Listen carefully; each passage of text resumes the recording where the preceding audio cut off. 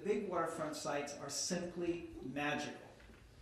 From our point of view, what remains constant is good design, beauty, authenticity, and the importance of public access, the public realm, public art, and above all, the public happiness.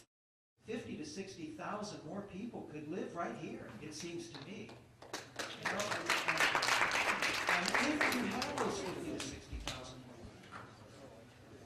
more. Hello, everybody.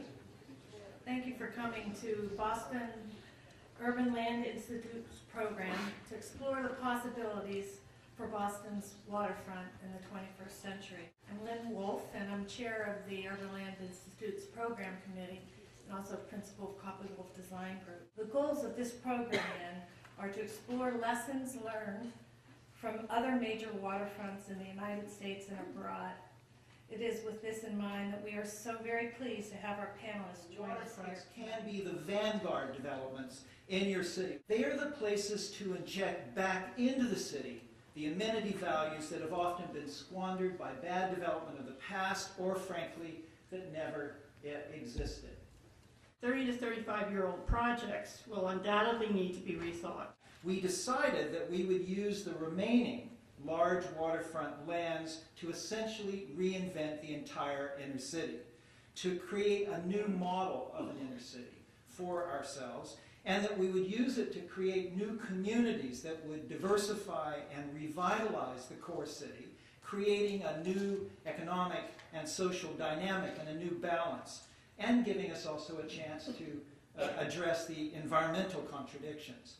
And the most powerful policy that we've pursued is an intensive, residentially based growth strategy that balances the natural inclination in our city to have commercial growth in the core city.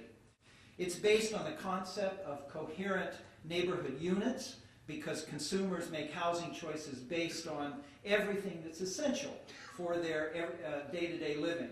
This includes pedestrian scale, it includes all the amenities such as this new elementary school you see here, and services at hand, and a local shopping high street at the very center to provide for day-to-day needs, and also to create a place where the neighborhood can meet and create its own local culture, a place with ambience.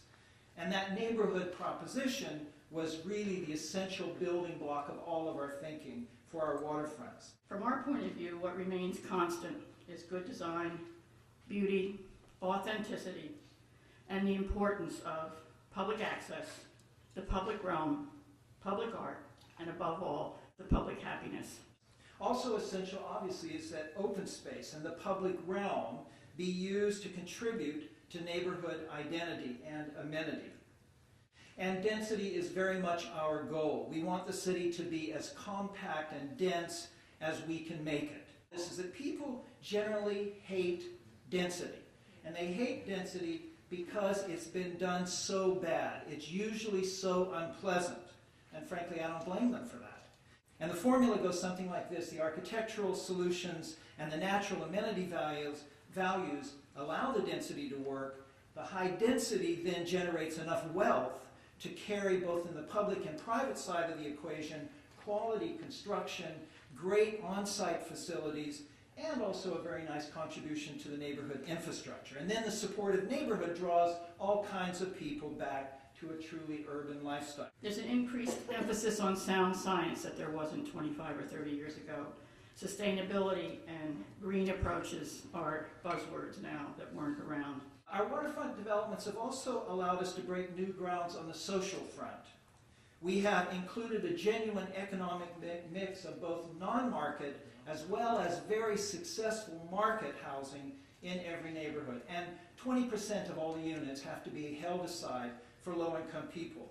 And this really leads to a mix of all kinds of households, and we particularly design households for seniors and also for families with children. Any plan without families is going to be a weak plan, because most working people come from households with small children.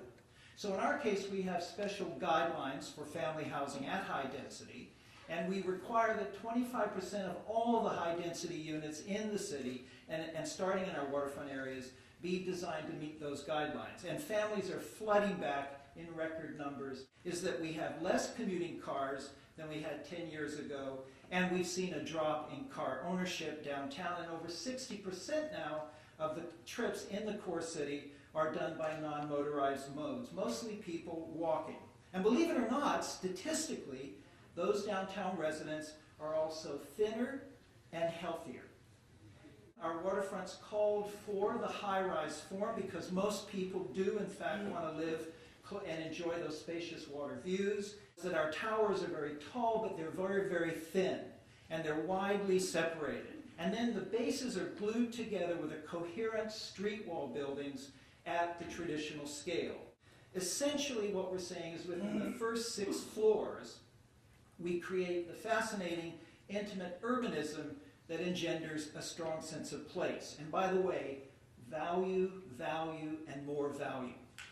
Now, taking our cue from cities like yours, it also was important for us to bring residential right down to the sidewalk level as much as possible. Yes. Yeah. I don't think there's a theoretical right density. I think there's a density that makes sense for your city, your culture, your circumstances, the surrounding situation, the amount of historic buildings and other things, the amount of open space you already have, those kind of questions. I think what there is an opportunity to think about density and amenity together. And so you want to get, I think, you want to get as high a density as you can within the parameters of what your community thinks is sensible. I think that you have to apply a set of principles of quality with that aspiration for high density that ensure you get enough open space, enough amenities, enough of the social side of the equation, a well-developed public realm. And frankly, my discovery is, and I've seen it now in many cities, if you get all those things, the density question starts to go down in importance in people's minds. If we're going to get into smart growth and prevent too much sprawl, I think our cities do need to become more dense. And everyone hates density. They're going to hate the idea of adding those 75,000 people. The only way we could convince them was to make it so delicious. We had to make it delicious for them. The parks have to be there, the child care has to be there, the schools have to be there. All the things that they want have to be there. And then you have to make it even better. They have to make great designs. You have to add public art, because you're fighting the suburban image all the time. I think the question of what's the right density adjacent to waterfront is one that's come up more. I mentioned the example, I'm sorry, more slides of it, the South Lake Union one, where there's a absolutely prime site that is next to a beautiful waterfront park, which still has a zoning which I think most people would agree is no longer current, of like 40 to 65 kind of height, but at the same time very strongly different opinions about it, not described as density arguments, but actually described as built form arguments, that which is near the waterfront should step down, rather than a sort of a pure kind of height argument. I think we haven't been able to get around, though we're working hard on it, get around to some of the conclusions that people were able to get to in Vancouver. The question is, what role has the private sector played in funding the amenities that